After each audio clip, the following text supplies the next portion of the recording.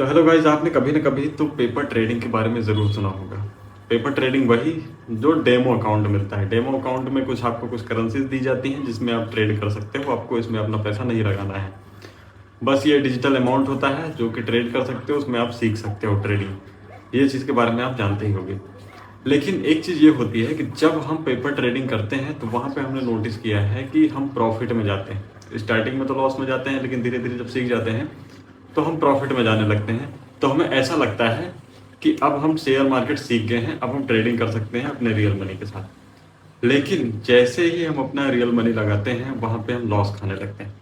तो इसके पीछे का रीज़न क्या है और इससे हम कैसे बच सकते हैं, किन किन बातों का आपको ध्यान रखना है जिससे आप बड़ा लॉस ना खाएं। तो वीडियो को कंप्लीट ज़रूर देखना। देखो भाई, जब हम पेपर ट्रेडिंग करते हैं तो वहाँ पे एक चीज़ होती है हमारे साथ जो कि फियरलेस ट्रेडिंग करते हैं, जिसे हम कहते हैं फियरलेस ट्रेडिंग। जिसमें कोई डर नहीं होता कि हमारा पैसा जाएगा आएगा, कुछ फर्क नहीं पड़ता है, बस हमें सीखने से मतलब है। अब उसमें हमारा पैसा तो कुछ लग नहीं रहा है, तो इसलिए हम बिल्कुल निश्चिंत होकर, बिल्कुल कॉन्शियसली।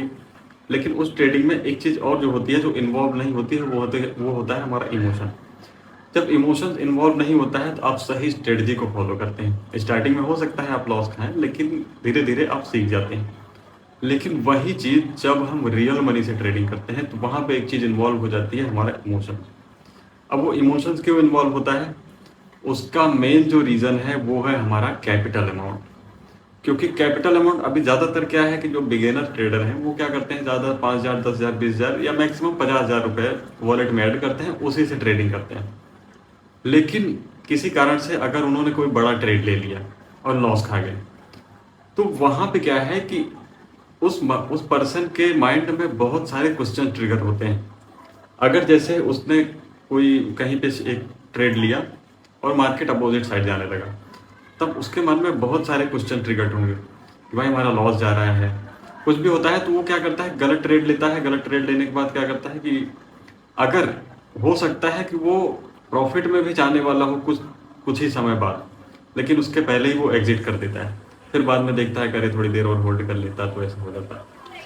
तो इसका जो मेन जो प्रॉब्लम है वो है हमारा कैपिटल अमाउंट। तो इसका सॉल्यूशन क्या है? देखो भाई कि आप जब ट्रेडिंग करते हो तो आपको पूरा मतलब क्या है कि बड़ा ट्रेड नहीं लेना है, आपको छोटे छोटे ट्रेड लेने हैं। जैसे आपका कैपिटल अमाउंट मान लो कि 10,000 रुपये है, तो आप 2 से 3% अमाउंट पे ही ट्रेड लो। जैसे कि 2,000, 3,000 रुपये ही लगाओ, इससे ज़्यादा मत लगाओ। और क्या होगा कि अगर इन केस आपका लॉस भी होता है तो आपको कुछ ज़्यादा फर्क नहीं पड़ेगा।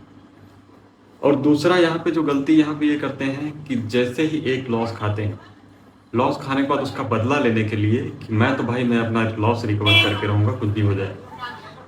तो ये चीज़ क्या है, जब ये चीज़ करते हैं ना तो और भी लॉस खाते हैं। क्योंकि उस टाइम पे हर जगह ट्रेड दिखाई देने लगता है। जब लॉस पे लॉस खाते जाते हैं ना तो हर एक जगह ट्रेड दिखाई देने लगता है। फिर एक टाइम पे ऐसा आता है बैलेंस जीरो हो जाता है। फिर क्या होता है, फिर वही लोग यही कहते हैं कि शेयर मार्केट गैम्बलिंग है, स्कैम है, यही सारी चीज़ें कहते हैं। यहाँ पे आपको क्या करना है कि स्ट्रेटजी के साथ आपको मार्केट में उतरना है और इमोशंस को साइड में रख दो भाई। इमोशंस के साथ मत उतरो, यहाँ पे पूरे अपने सबकॉन्शियस के साथ में मार्केट में उतरो। कभी कभी ऐसा होता है कि जब मान लो कि थोड़ा सा भी प्रॉफिट होता है, मान लो एक दो लॉस खा चुके हैं और उन्होंने ट्रेड लिया, थोड़ा सा भी प्रॉफिट हुआ तुरंत एग्जिट कर लिया, भाई थोड़ा ही मुनाफा मिले निकल लेते हैं यहाँ से। लेकिन हो सकता है कि वही ट्रेड आपको बड़ा मुनाफा देकर जाए। तो ये चीज़ का भी ध्यान रखना है। आपने जो पेपर ट्रेडिंग की है, आपने जो सारी चीज़ें सीखी हैं, उसका यूज़ आपको रियल ट्रेडिंग में करना है, ना कि इमोशंस के साथ ट्रेडिंग करना है। इसके बाद आपको क्या करना है कि आपको शेयर खरीदने से पहले आपको एंट्री, एग्जिट और जो स्टॉप लॉस है, ये सारी चीज़ों को पहले ही डिफाइन कर लो। और आपको क्या करना है कि जब आप मान लो 2-3 लॉस खा चुके हो, तो आपको क्या करना है कि रिलैक्स करना है। उसी टाइम पे आपको अगला ट्रेड नहीं लेना है। उस टाइम पे ट्रेड लेंगे तो लॉस में जाएंगे। आपको क्या करना है, थोड़ी देर रिलैक्स करना है, अपने माइंड को थोड़ा सा रिलैक्स देना है, तभी आपका माइंड वर्क करेगा। क्योंकि उस टाइम पे इतना पैनिक सिचुएशन हो जाती है कि हर जगह गलत डिसीजन लेते हैं। तो उस टाइम पे आपको थोड़ा माइंड को रिलैक्स करने की ज़रूरत है। माइंड को रिलैक्स करेंगे तभी आपका माइंड वर्क करेगा।